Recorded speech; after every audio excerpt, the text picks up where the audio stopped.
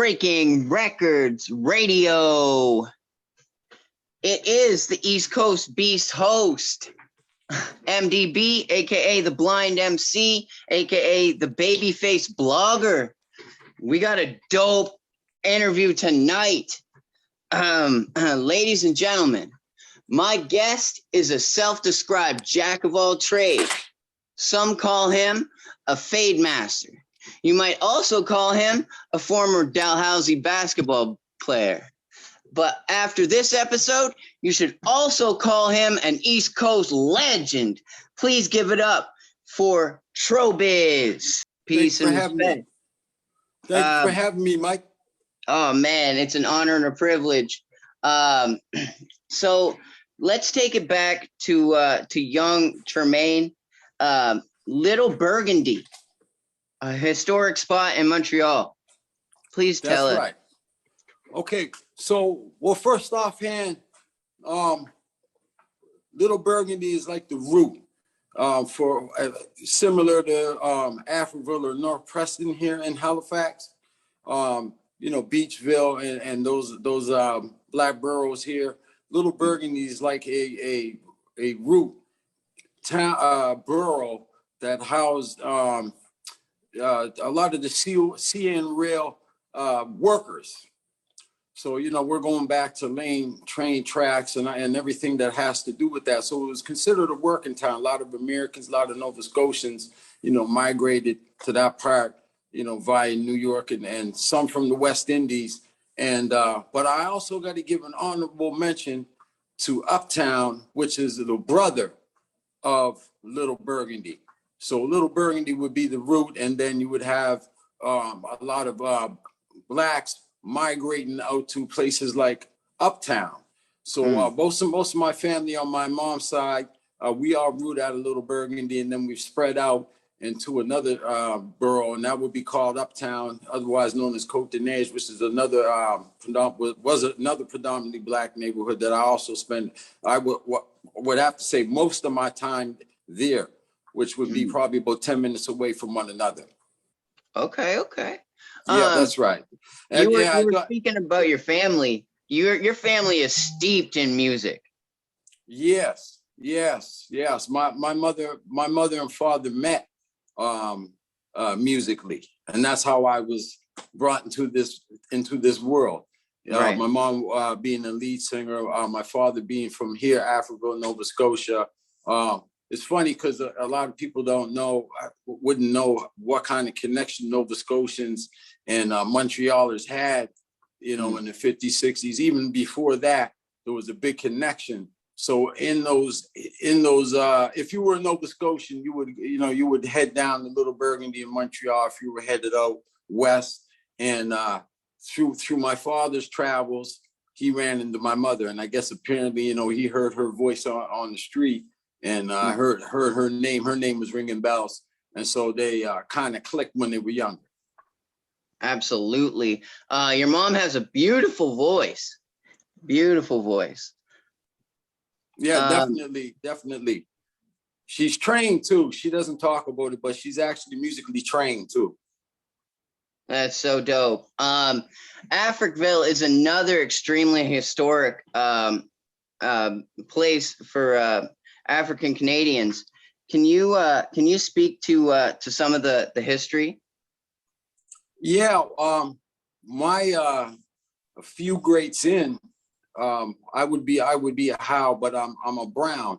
So many greats in would be the first Brown to buy, or the first person to purchase land in Africville, and that would be to my great.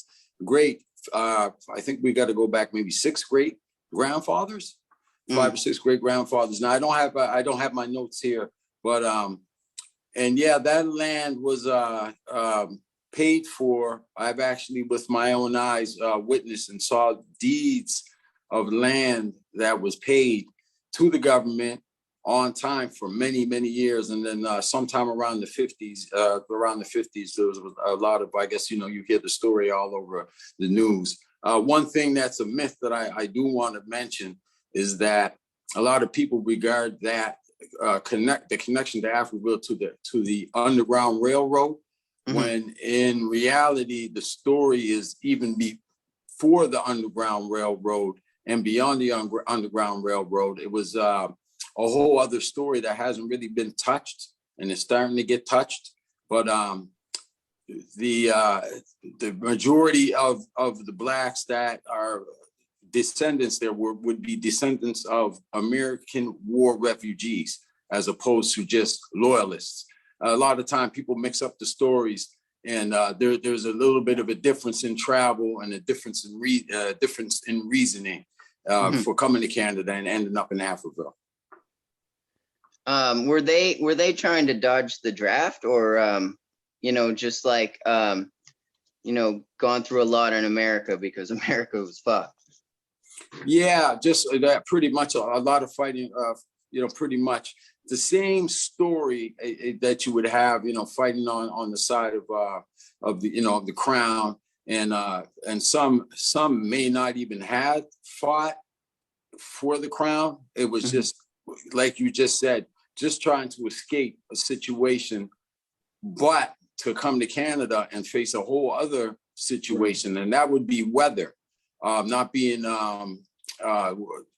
forewarned of the type of temperatures you're going to face when you get here, and the same type of racism was faced here. Now, I wasn't there at that time, but I'm going by handed down customs and stories from my aunts and uncles that were around when I was younger, and so there was still another swindle.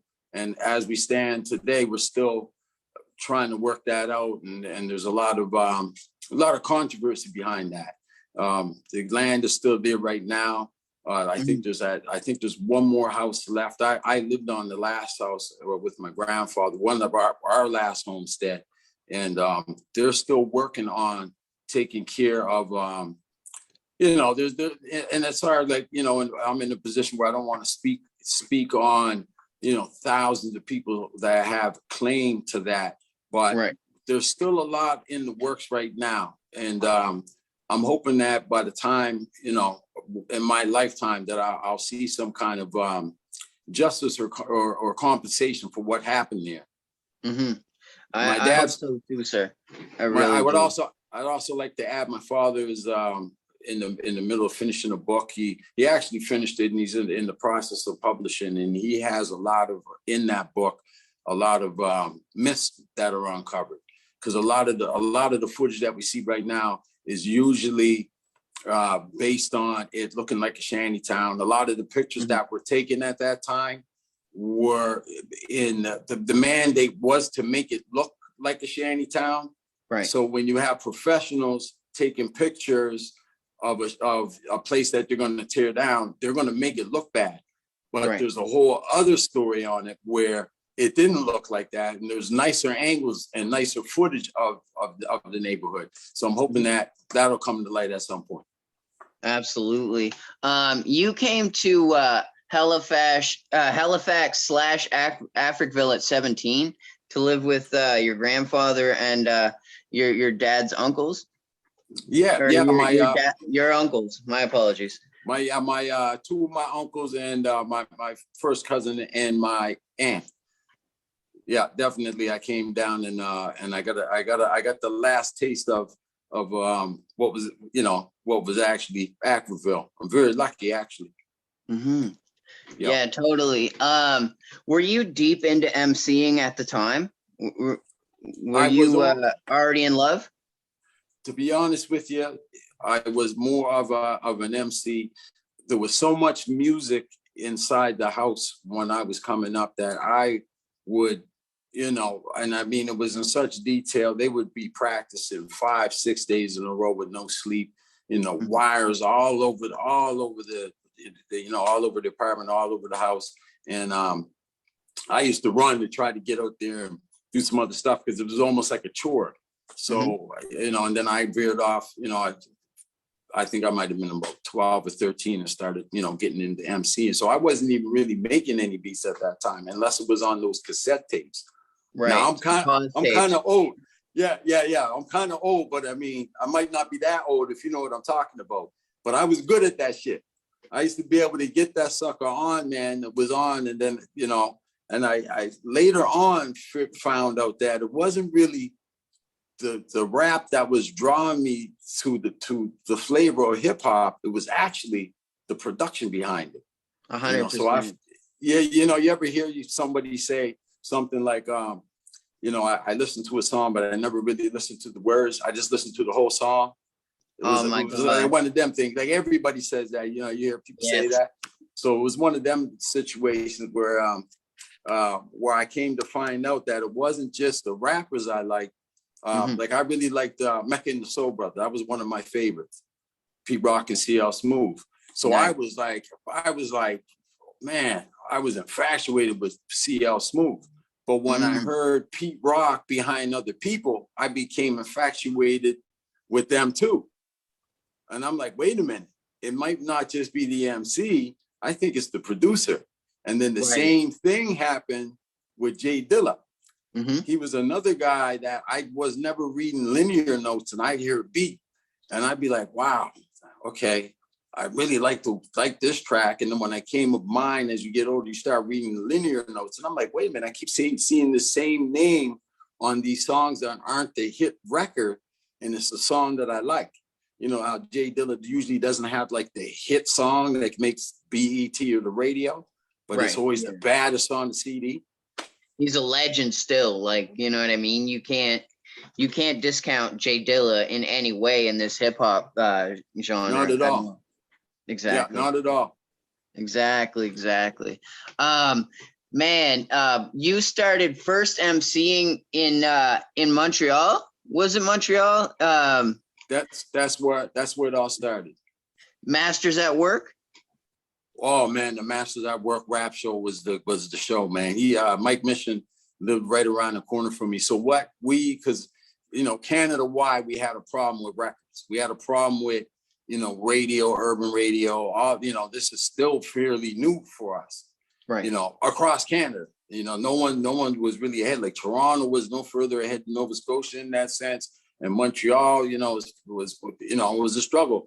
But one thing that helped Montreal is the distance away from New York City. So Mike Mission, every second weekend, him and a couple other guys that were on that format, they would go to New York and hand pick records and record DJ Red Alert show on those cassette tapes. Bring your boombox and record and absorb it, and then bring it back and play it on the Masters at Work rap show, so that within hours you're right on the same pace, right? So, so I got to give a shout, Mike Mission. I got to give him a shout out. He's still kicking it, but he really kept Montreal up to speed in the early 80s. Like he was like right up to speed. Whatever DJ Red Alert was playing on Saturday, he had a pop in that same week. Absolutely. And that's similar to what Halifax was going through.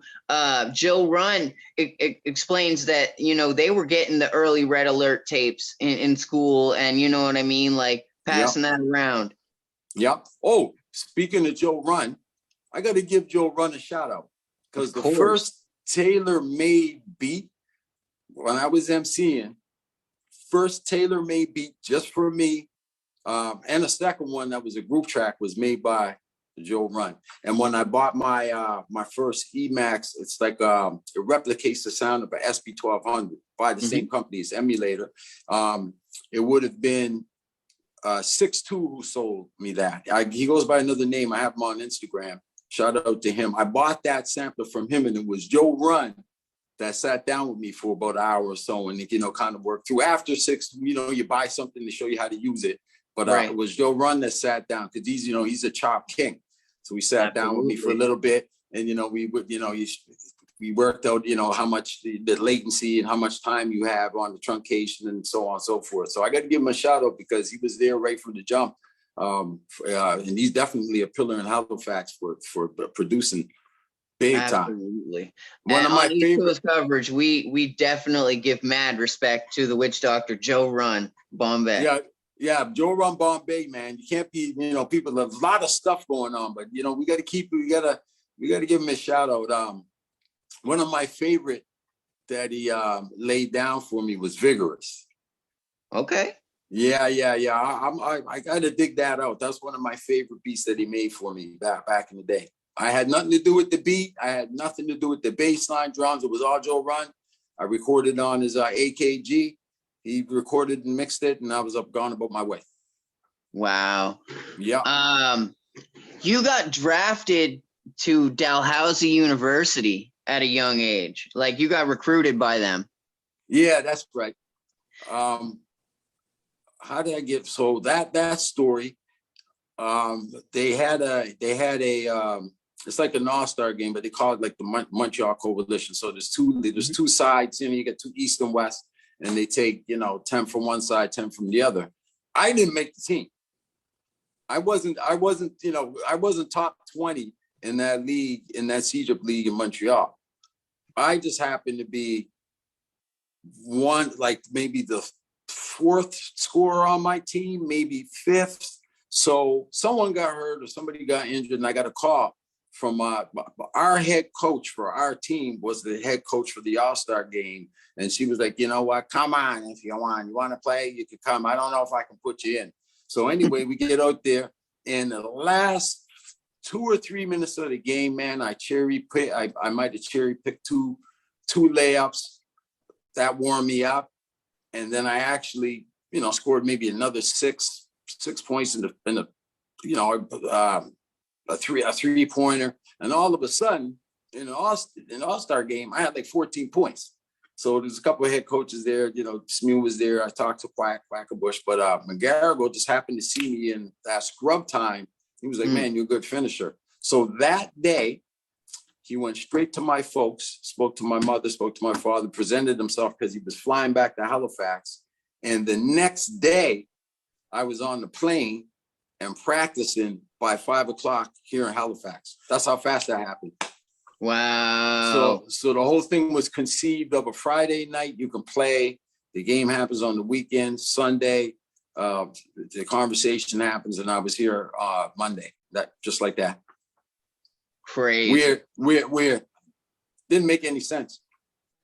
That's life. That's just how it goes, Right. Man, your first MC appearance was on the Caravans album Overlords.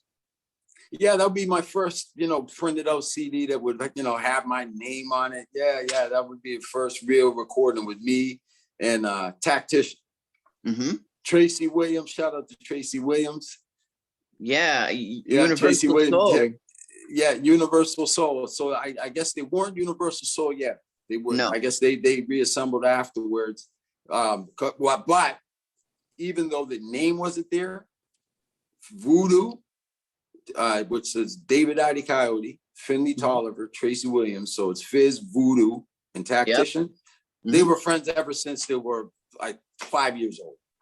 Wow. They were already, that's why they have that chemistry. They were already hanging together when they were kids. So even though they didn't have a name, they were already, buddies. And I guess Joe was close with Dave and Fizz as well. Absolutely. And Tactician, of course. Right? Yeah, Joe and Tactician were really close going through high school. High school. So the way me and Tactician got together, it's like, like if I shout out someone like CL Smooth or, Big L, like those are the kind of voice styles I like. I like, calm. And, when you're younger, you listen to people that you like. And, but I also like MOP, Bumpy Knuckles, Busta Rhymes. Now, my voice tone, I can't do that because of my physiological makeup. But someone like Tactician, the way what attracted me to him is that he's got that Bumpy Knuckles, he's got that Busta Rhyme rasp. He can go that way. So, Old Dirty Bastard, usually guys on that last, they take that last spot on a group track is usually that raspy dude. So we just came up with this idea, okay, you go up front. And he said, I'll come in on the back end. And then, man, we sat down for about a month, went down to Deep Nine Studios. I would just park my car there, no phone call, no nothing. He would just look out the window to see if my car was there. No plan. When we would finish or almost finish the song, I say, okay, I'll see you sometime this week. Just look out the window. We come in there, no pen, no paper, nothing. Just sit down. What do you want? Okay, let's go. So you were writing the bars in your head? We were doing the bars in our head, and it would make Steve want to pull the engineer. Steve would want to pull his hero with his head. He's go, man, how come you guys didn't rehearse? How come you guys, man, you don't have a plan? And I'm be like, man, it's like, I don't even know if I'm going to see it. I didn't even know I was going to see this guy. Like the first day I went in there, he was walking down the street. He was like, man, what are you up to? So I'm going to go in here and cut I'm going to see if I can cut it down. He was on, I want in on it. I was like, all right, let's go. Let's do this, man. Okay, you can be older bastard. I'm going first, right? And so, and then that's how we worked. So I told Steve, we don't have the privilege of like, not privileged, but we just weren't organized like that. We were just vibing, we just vibed and made it happen. Man, like current day, I wish I could go to a producer and say, all right, we'll figure it out. Like, you know what I mean? Like they want the plan, like fucking structure, all that. Yeah. Like, They want the plan. And so I got to give Tracy his props because he would make that, because I would get there before him, and I am a little bit like, once I sit down, I can get kind of formal, but with his parts, he would make it happen real quick. Yeah. But it was still like, you got those DAT tapes, so you're running them on those DAT tapes, and like there's still a lot of cutting and pasting and stuff, man. And poor Steve, man, we used to drive him crazy, but what a job he did for that time. It was really recorded in 1999. It wasn't 2000. So the sound that he got for us on our microphones and, the bass, and, he had a real good level, man. I got to tip his hat, especially where we were just throwing stuff at him, drinking, and I felt bad for him, man. We knock on the door, he'd be go, oh man, not you guys again, man. Oh, what the fuck now, man? Oh, okay. Do you guys have any words? Do you have any paper or anything? Nah, man. No, man. It's the same thing. Like, right? Oh man, shout out to Steve. Deep Nine. Deep Nine Studios. Yeah, that's another legend. That is crazy. Yeah. See, this was the stuff we need to hear about, like the hidden stories behind the legendary moments. Right. It's so dope, man. How did you start producing for all these big TV networks? CTV, CBC, and eventually TLC, the Learning Channel? Like, wow. Yeah. Well, it's just like one thing leads to another, man. You get, you have MySpace. That helped. There was MySpace, was another one. Was it MP3? I can't even remember, man. But MSN was around that time where you can send things quick.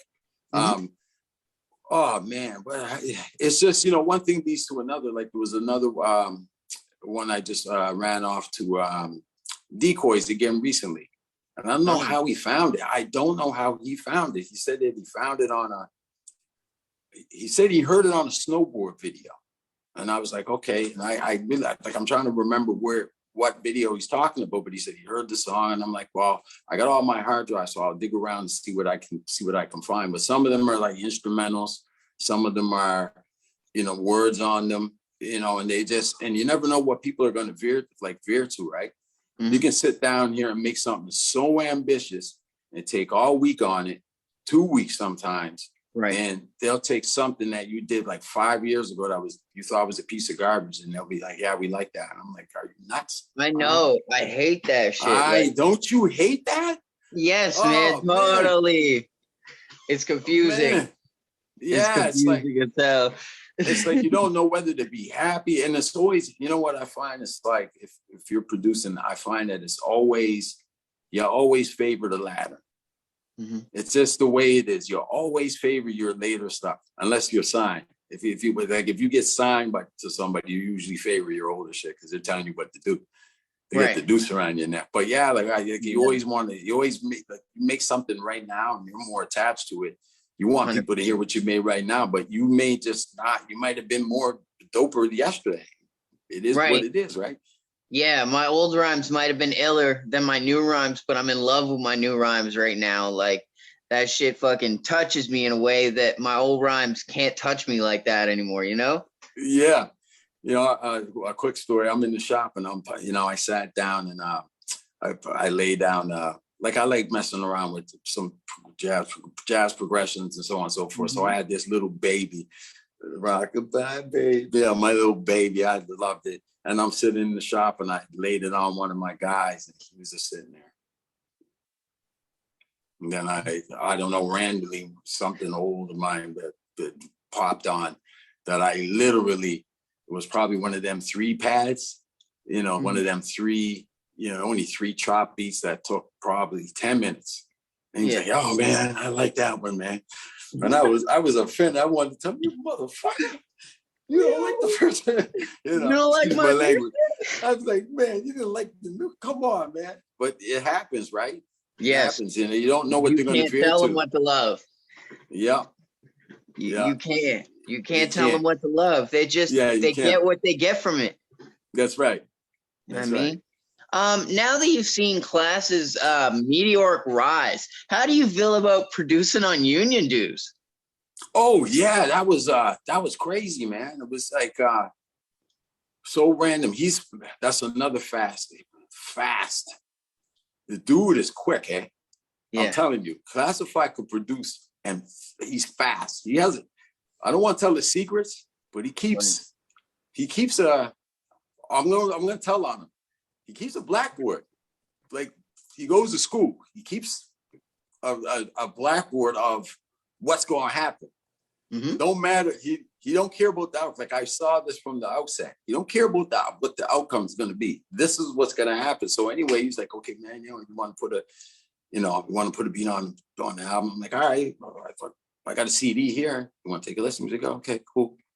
No, man, I like that one. I'm like, all right, cool.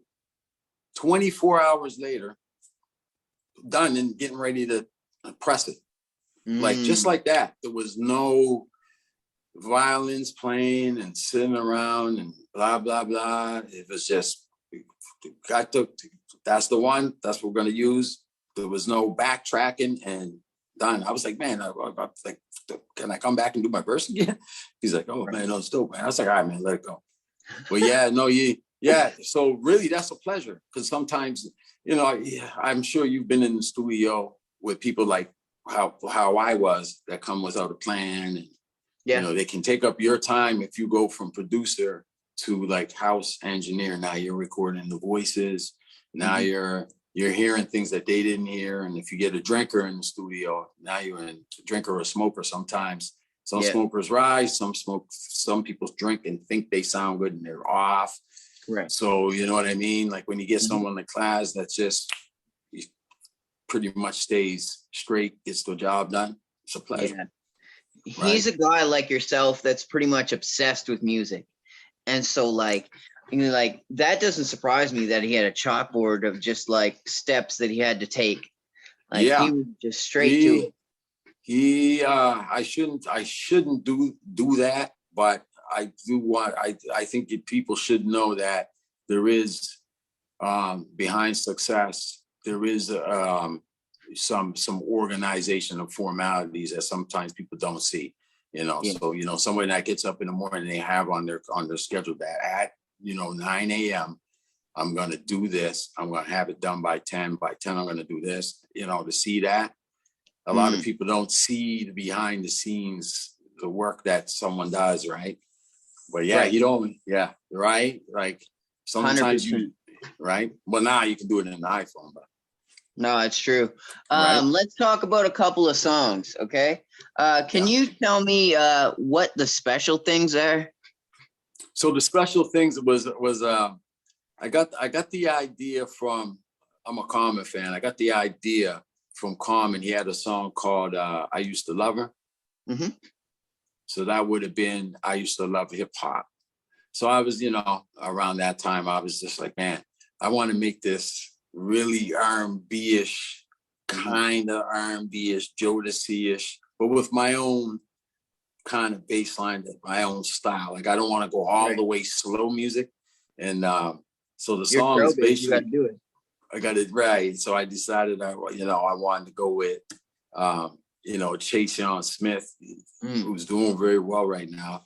I wanted to get him in there and like make it sound like I'm singing to a girl, about a girl, as close as possible, but it be all about like just music. And that's all the song's about, just enjoying the process of making music and how,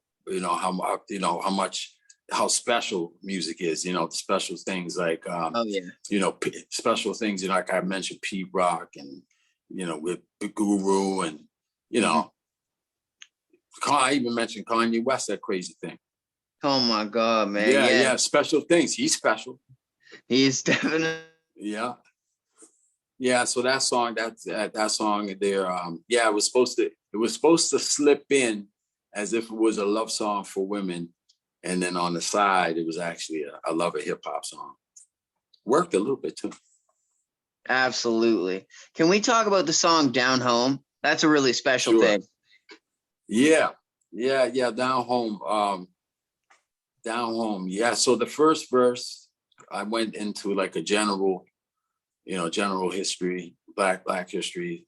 Very, very general though. Like the stuff I went in there's so much stuff to talk about, and I try to keep it in its simplest forms, right? And then the second verse, I kind of touched into North Preston, and then the third verse, I went into Africville, and there's so many other townships and other sides. There's different counties. You got Digby, New Glasgow. You've got all kinds of different migrations at different times here. So I just touched on those, and I just wanted to keep it simple because it's going to be hard to remember all these dates in one song while you're trying to bob your head. So, I try to talk with, a little bit about the Maroons and their contribution to Citadel Hill. Yeah. And then and I think that would have been 1796. And then I tried to touch on, the founding of Africville and what happened there, and a little bit of the story in North Preston, and actually North Preston is, and I did mention Beachville. Beachville and North Preston are slightly older than Africville. So I wanted to mention that, put that in there. Absolutely. But at the same time, like I didn't want to get too much into the politics. It's just a shout out to keep it on people's mind what's here. Special place, Nova Scotia, special place. You go to a place like the middle of Montreal, and there's a magic that people don't understand. Like my friend Cleavon, I met Cleavon on a street corner. I shouldn't be saying his name, but anyway, I met him. He was on the street corner. I was waiting for a bus with my little book bag, and he was, he was just, might have been 13, and we're both 13 years old. And I just looked at him. No words. He didn't say a word. And I said, "Man, are you from Nova Scotia?" He said, "Yo, cuz, how'd you know, cuz? How'd you know? For real, cuz." And I was like, I could just feel it. He goes, "I could tell too." And that's like it. And this is in the middle of nowhere. I think in Saint Laurent somewhere. That happened to me with another friend of mine, Sean Jarvis. We're two little kids on a bus, like on a busy street bus in the middle of Saint Laurent. And I looked over at Sean, and I could tell that there was something about him. And I was like, man. And he kept looking at me, and I'm looking at him, but we're trying to make sure that we ain't saying we're staring at each other. Like I'm trying to not mean mug, and he's trying not to mean mug, or like just kind of you soften it up. You know what I mean? Like you got to soften it up. I'm not trying to steer. I ain't gay neither. I'm not disrespecting nobody. But and then he said it to me. He goes, "Man, you just are you Scotian?" I said, "Yeah." But to be able to say that and to be somewhere else, it's almost like someone from Jamaica knowing that you're Jamaican, that's a Bayesian. You can kind of tell, right? You can kind of tell. Yeah. Wow. Yeah. Man, you first set up your shop on Gottingen, right close to Uniacke Square, another historic spot. Oh man. Yeah, you got one fact wrong. You're close. It was I was renting right from Harbor City Homes, right in Uniacke Square. Oh, So my the apologies. apartment, that's awkward. The apartment complex, I actually was living on top of it, and that's a project I was in. Mhm. And then across the street, of course, would be your townhouses, and then Joe's Market. And I was nestled right in there, right in that spot. And shout out to Robert Lope, because I went up to the top of Godigan where the local would be now, the Seahorse. Yep. And I started there and I worked my way back down. So I tried to get, it's just quiet. It's just a little bit quieter. So you want to try to get up the road a little bit. Yeah. You get a little bit more of a mix. You just test the waters, right? Yep. And I worked my way down and I got turned down. Like, I'm just saying, man, it was hard to rent a place, man, and I'm going to call it out. Racism was a little bit more potent at that time. Like, I mean, the guys were coming up with excuses. What was one excuse one guy said to me? He told me that I was like, yeah, I just want to open a shop. I got a clientele base. I had the newspaper clippings from Dow Housey. I'm a good guy. You know what I mean? Like, I'm not, I went dressed in code, and it was just like, he told me that we want to deal with mainstream banking. I'm like, okay, what's that supposed to mean? But anyway, I worked my way down, and then bang, I finally ended up back behind the YMCA. And I'm like, well, this place is empty, right? So I come to find out that the YMCA had the other side rented out for Black employment program, but they hadn't grown into the other side. So it was empty. So I turned around and I asked, I went to Robert Lope, because he was the one that was running the program through the Y. And I'm like, listen, man, I want to try open a barbershop. Listen, you give me can I rent it from you for 3 months? And he was like, all right. He's like, you know what, man, that's a good idea right before summer. I was like, yeah, I'm having a hard time finding a job. And right. And he was like, yeah. He goes, we'll cut you a deal. They gave it to me for almost next to nothing the first 3 months to let me as soon as they seen what happened, I was ready to be self-sufficient right away. Like, I hadn't even opened. That's how hot that the idea was at that time, because there were no Black-owned barbershops. I was the first registered, I think, in history right now, the first registered with the Barbers Association till this day. Oh, wow. And longest Black-owned. So at that time, if I was longest Black-owned, if I'm longest Black-owned now, that means there was nothing around. So my first week in there painting, I didn't even have a chance to have a grand opening or anything, because I was rolling paint. And as I was painting, people were, I want my haircut. And I was just like, well, man, can I open? Can I open? And they're like, no, we want to get a cut. So that was, yeah, like, like, you know what I mean? Can I open? I couldn't even leave. I couldn't leave. Right. I don't think I finished painting inside that shop. Was your man Marvin with you at the time? Yeah. So the first person that worked with me was Papa Grant. Okay. Papa Grant, Nathan C. Papa Grant, Nate C. Right? Papa One of my favorites from Ground Squad. Nate C, man. Nate C is one of my favorites, right up there with Kevin Brown. And I know it's hard to know people and like them like people you don't know. I know Nate C very well. Like, me and him are like, we're pretty tight. And I like his stuff just like I like, I'm a Kevin Brown fan. Yeah. I'm a fan of Nate C, man. So humble. But anyway, it was Papa Graham, and he worked with me for 2 years. I was just starting. There was a lot of people coming at me. And then Marvin, I met Marvin through Mr. Lord had a program out from Sackville High.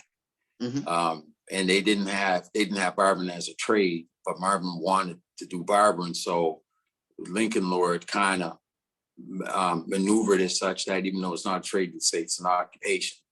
And then Marvin would have been in his grade 12 year, and you pick a career and they kind of lead you that way. So they ended up with all the places. Poor Marvin. I feel so bad for him. No, I don't. He's doing real good from it. He ended up right down in the hood with me. So he got the school of the hard knocks. Like, it's not just the haircuts. Like, the haircuts are one thing. I mean, if you have talent, you can learn how to cut hair, or like you'll figure it out somewhere. But like just dealing with high, like, like you got to put it this, like you got to think of it. I would have been, like let's say 24 years old and, 23 and 24 years old, and you get somebody who might have just got out of prison, who's young too, who's 31, coming in the shop, that just got out of prison and put on some prison weight. And you got me and Marvin's 18 or Marvin's 20, and I'm, we're only young, trying to tell someone how to act, Oh man. Yeah. Like, I don't want to get into a bunch of war stories, but no, you got guys that like, and so he had a little bit of that. He got a good taste of school or hard knocks, and he hung in there with me for 6 years. I trained, Yeah, he started out. He had a lot of talent. He came in with talent. And my job was to do apprenticeship with him. So the apprenticeship turned into a job, which turned into him having his own business, and he teaches. He actually has, I think, 2 right now. Yeah, and he's into music as well. He's one of my favorite MCs, actually. Yeah. Over here on my back shoulder. Oh yeah. She's another one that's real talented. Over here on my back shoulder is a Mac over there with 2 hard drives in it. And one of them has Marvin's album in it. So I'm going to have to catch up with him, because it's mixed. It's not mixed bad. It's still relevant. And on that hard drive, I'm thinking, but I mean, when you're in business, you got to choose what you want to do. Like, I don't think he wants to be on stage rapping. No way. And that's what a lot of people don't understand. Like, if you put something out there like that, the expectation is that people are going to like it. And if they do, are you prepared to leave? And it's almost like, yeah, exactly. Right. So I think that's what, why we didn't mess with it. He's kind of more, he's a little bit more formal in his business. I don't think he wants to perform. Right. No, for sure. I feel that. It gets to a point where you're not really down anymore. Uniac Square produced a lot of talent. How did you meet Jordan Croucher? Jordan, man. How did I meet Jordan? That's a hard one, man. The first time I ever saw Jordan, like just saw him with my own eyes, I was down visiting my sister, and rest in peace, Wade Smith. They used to kind of take me on. They used to bring me up and like take me, because they were playing university basketball, and they were like mentoring me when I was real young. But this whole Jordan would have been really young, and I saw him down there at the Windjammers. He was like a ball boy, but I spotted him because, like, we all have interest in basketball. It's like, who's that young dude with that crazy form? Like, his form was impeccable.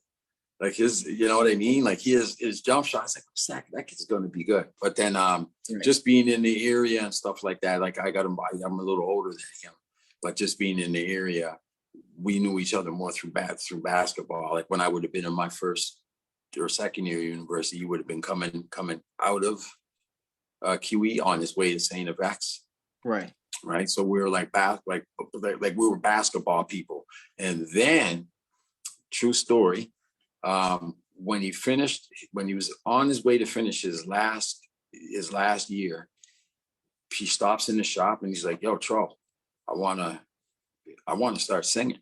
And I'm like, I'm thinking, when I look at Jordan, I'm thinking automatic professional, semi-pro.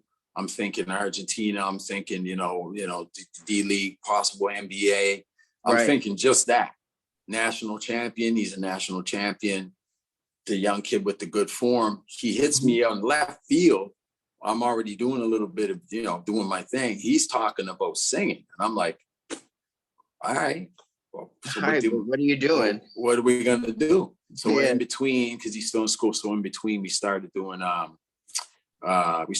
sessions like with my you know, like my mother sings, my father plays a little bit of guitar. So if you're going to sing, you know, I can only do so much boom bap stuff that's going to accommodate a singer. So I kind of got, I don't know if you're familiar with the Melatones. Yeah.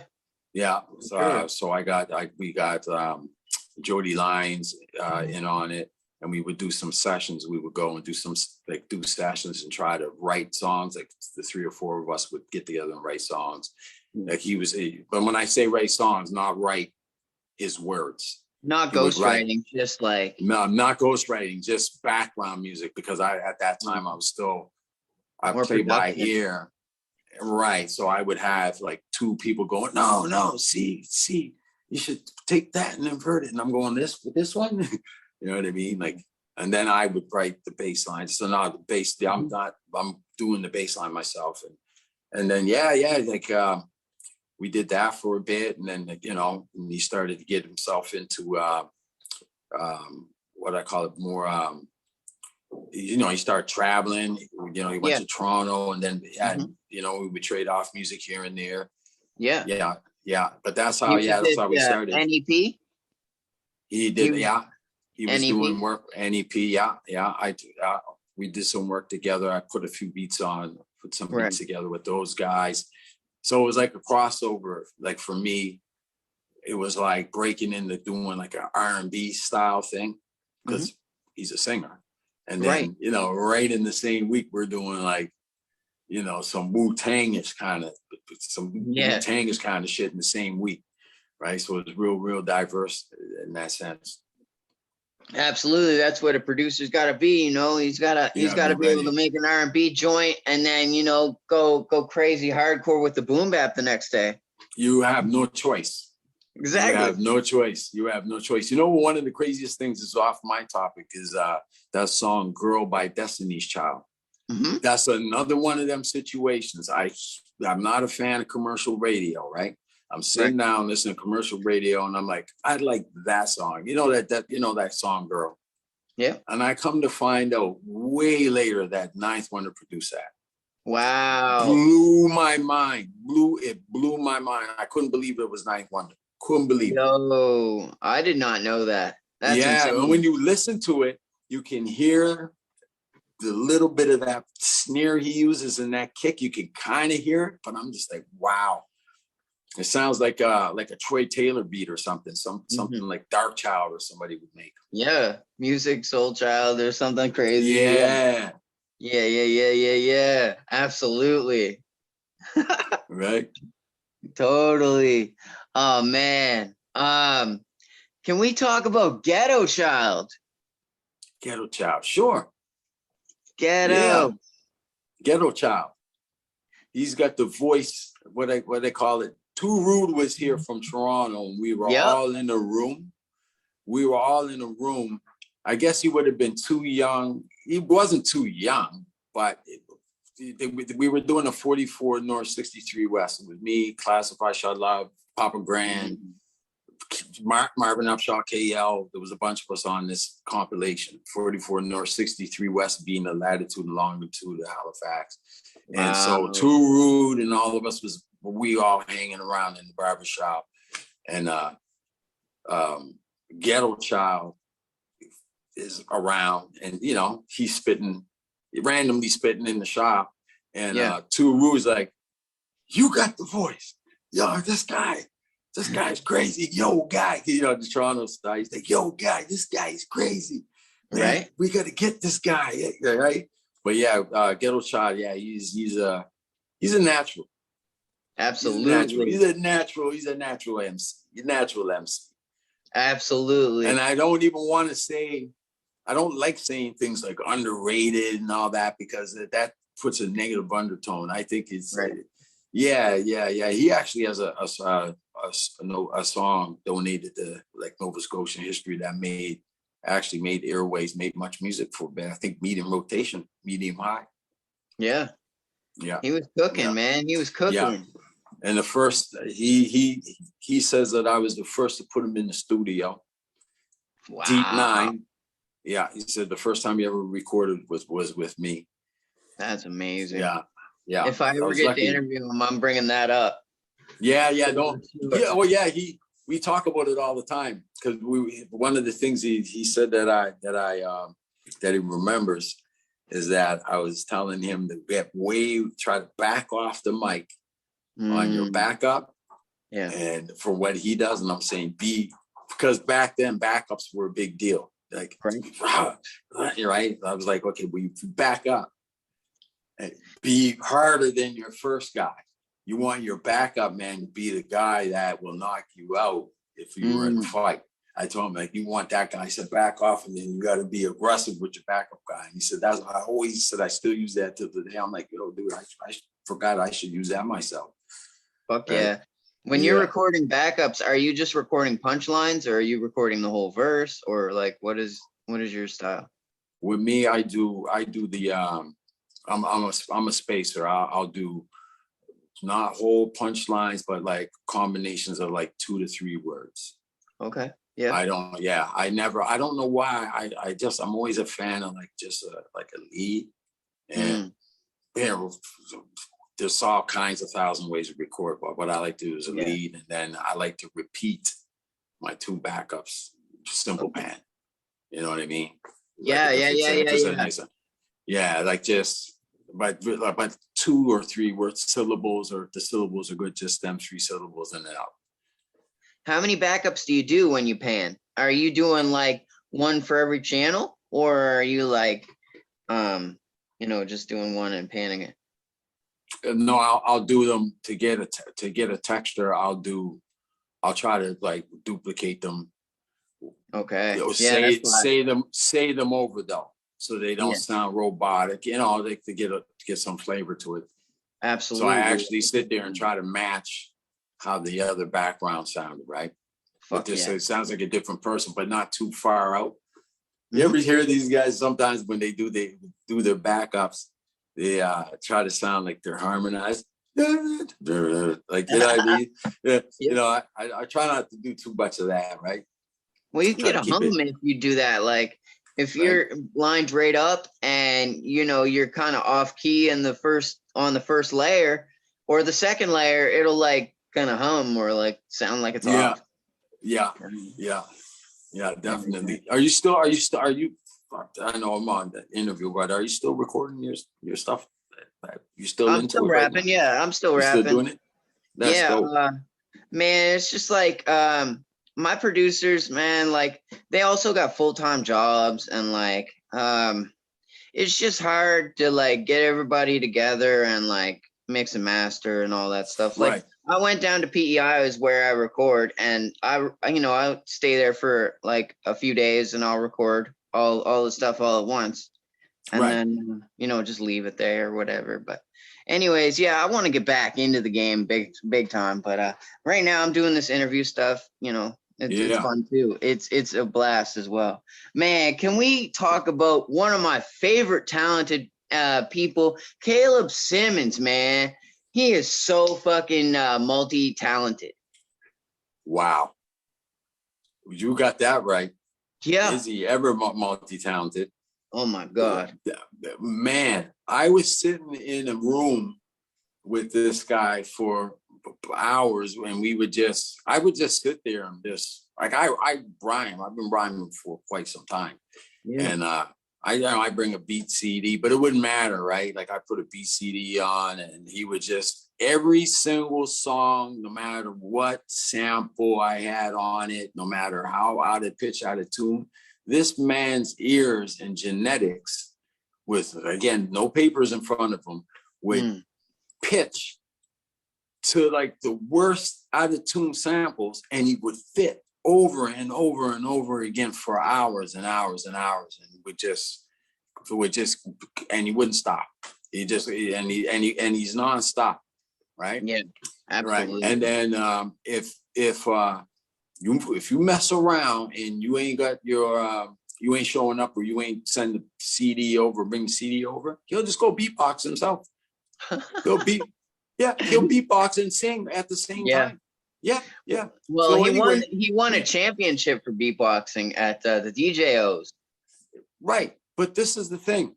I blinked my eyes. like, you know, everyone's busy. Like I run a shop and stuff. Like me and him would sit there until 4 or 5 o'clock in the morning with our heads down. Like, Right. I would either be at my place or I'd be at his place, or we'd be in the car and we just bombing our heads until, like, you know, and this is without even recording. This is just to do it, right? Like just being into enjoying music without a reason, right? And and then I took my eye off him, like I took, you know, when you take your eye off somebody, that means it's like, you know, you may be going through something with your girlfriend, or you might, you know, you just take your eye off somebody.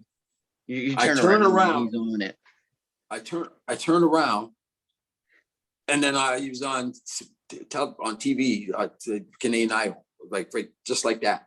That's how it was for me. I turned around and I looked up, what the, just like that. I had no prelude, introduction to it or nothing. And he did well. Like I think he went as far as top. I think he went top 10, man. Right. Yeah. Did that shit for sure. Amazing voice.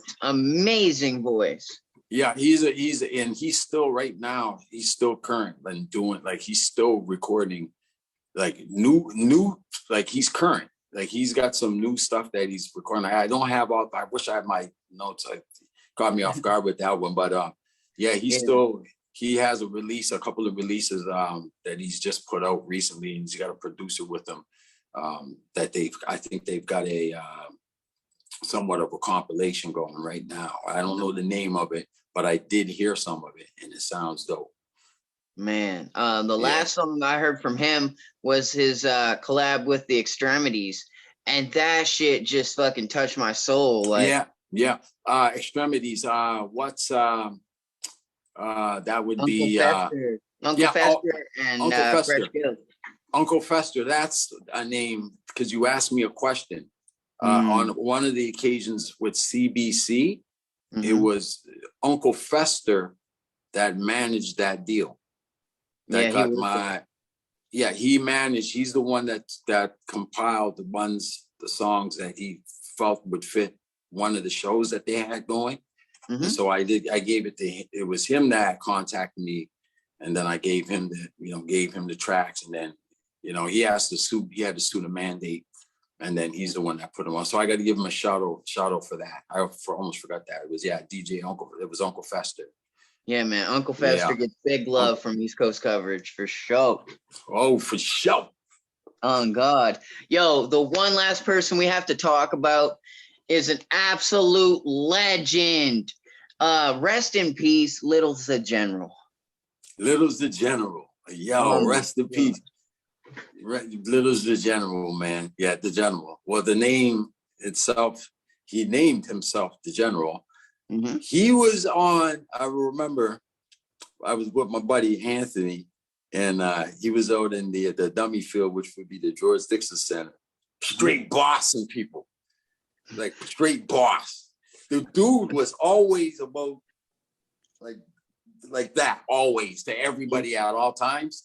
And it was just, and he's a lefty. And word is on the street, he had a nice, good left hook. Right. You had to be careful, you know, back then. Nobody messed with Little's General. I don't even think Dipset could either. Oh my God, man. He went at them for a little bit. He had a sick team. He went at them. I think he went at Dipset. What's his name, man? Not Cameron, but Jim? Yeah. No. Joel? Not Joel's, the youth, the youngest one. What's his name? Man, he did a whole documentary on it, man. And I'm surprised. You should dig that out, because I will now. He has a documentary out, and what's it? But it's in his name. No. What's his name, man? I'm sorry. It's at the tip of my tongue.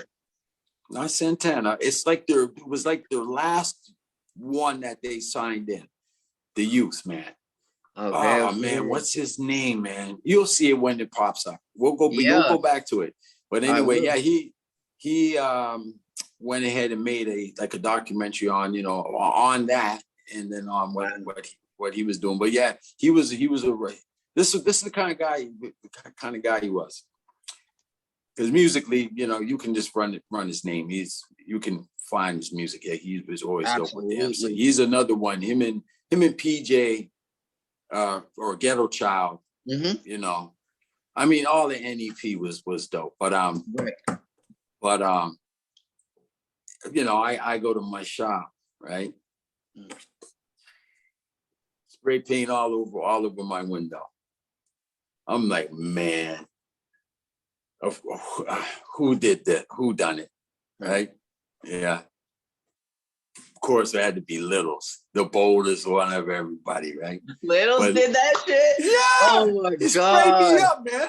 He sprayed me up. Yeah, I got sprayed. He sprayed me up, man. I was like, man. So I was like, you know, and I see him, I say, you little fucker. He's like, hey, he goes, oh, and he's right cool, like, you know, because it's just the way, you know, just the way how you work with people. He's like, yeah, I was going to wipe it down, man. I was like, I know you're showing up, man. Don't worry about it. But man, I was like, man, but do you think you can get that shit off though? Because I have plastic windows. There's a lot of shit going on down in that neighborhood back then. I have plastic windows. I didn't have normal windows. I had plastic. Wow. A lot of break-ins or no? That could be bullets. It could be. It was a weird time. It was a weird time around then, right? So I had the plastic on there. So we were more worried about finding something that could take the like, you know, that it was on plastic, right? Yeah. And 3 days later, went to the studio, recorded. Wow. You recorded with Littles. Wow. Yeah. I have a few tracks right there on that hard drive where Marvin is. Oh my God. Yeah, he was first. He was the first time he was in the studio was with me too. Oh my God. Yeah. He later ended up being an A&R, I think, for a major label. Yeah. He went on to some big things in Toronto, man. Yeah. Not just that, like he was doing a lot, man. He was, I think, image consulting. Like he was doing all kinds of stuff. His crew was thick as well. He had Peanut with him and a bunch of other dope spitters. Peanut, that's another one. Yeah. That's another one. Fire. Yeah, that whole clique was they had that hard and meant what everyone meant and did what they were saying in the songs. 100%. But now when we change areas, right? We can change areas, and another area that I feel deserves credit. It reminds me of like kind of like a D12, not even D12. What's that group that came out of Detroit, man? D12, but also there was like Slum Village and like not Slum Village, close, but there's one other. It's on the tip of my tongue. Fuck, I can't even think now. It's not the outside, not Outsiders. Not Outsiders. Yeah, they were kind of Jersey. They were West. It's not D12, but there was one more group. But anyway, similar to D12, but the group that came out of ICP. I think that's who it would have been. Yes. The Sackville group, right? With Mike White, Short Shane, 365, man.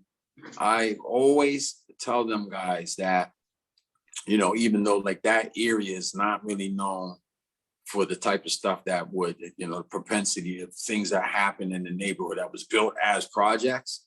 Right. But aside from, you know, what place is more violent than the other, let's put that aside. As a group of lyricists and a style, man, I feel like they missed their calling. 100%. Between White Mike, between, you know, Mark, KL, that whole group out of Sackville, as far as what I've heard, and even now when I listen to it, you know, you got Knucklehead, and there's a couple other guys that I'm not mentioning. I feel bad I'm not mentioning them. But as a group, every last one of them have metaphors coming out their ass. Right. Those guys, they really missed their call. They missed their calling, man. As a group, 365. Yes. Yeah. I feel the same way about Mad Craze. Well, this is what I'm saying. But now when I do that, right, I'm taking Mad Craze and I'm putting them together.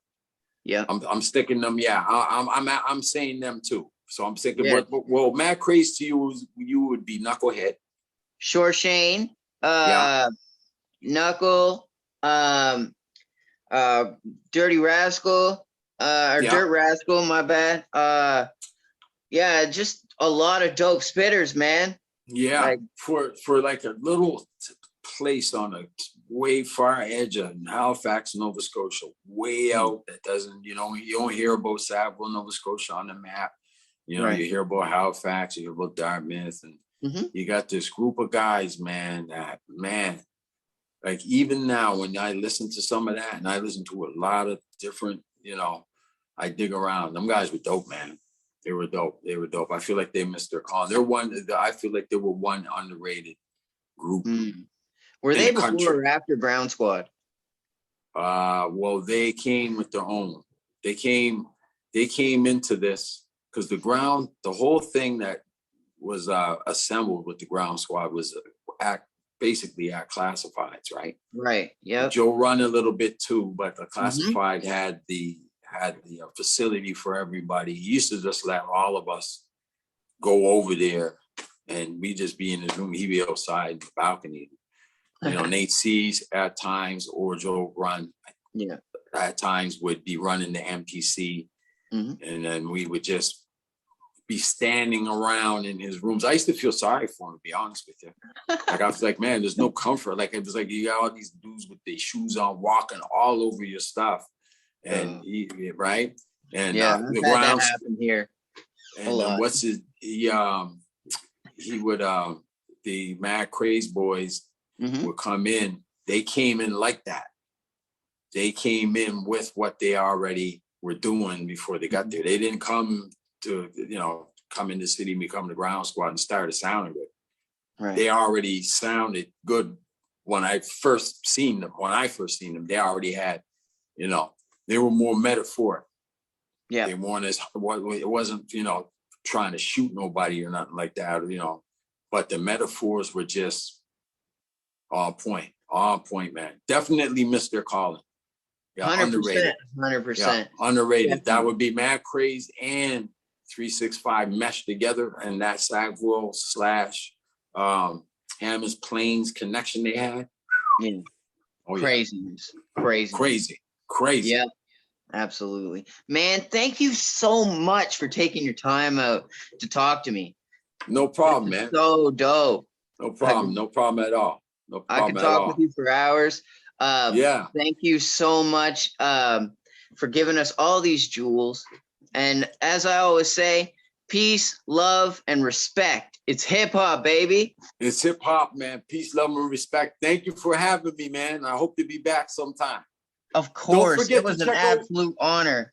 Don't forget to check out my Boom Bap album. Right, man. Yo, one more question before I go. What's up? What process do you like better?